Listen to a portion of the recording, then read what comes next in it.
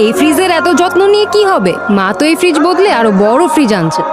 এত সুন্দর ফ্রিজ বদলে ফেলাইবেন? এটা তো পুরনো হয়ে গেছে, আর এখন কত আধুনিক সব স্মার্ট ফ্রিজ বাজারে এসেছে।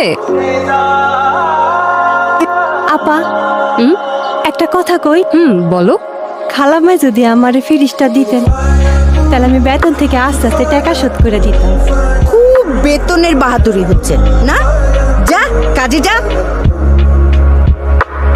খালাম্মা, আফা, আমাকে নতুন ফ্রিজ আইছে। শোন, তোর স্বামীকে বল একটা ভ্যান নিয়ে আসতে। কেন খালাম্মা, কোনো কাম আছে? এত বড় ফ্রিজ কি মাথায় করে নিয়ে যাবি? মানে? শোন, এই ফ্রিজটা যেদিন কিনি তুই সেদিনও বলেছিলি আমাকে ফ্রিজ আইসা পড়ছে। নিজেদের জিনিস নিজেদের মধ্যে টাকা দিয়ে বিক্রি হয় নাকি পাগলি?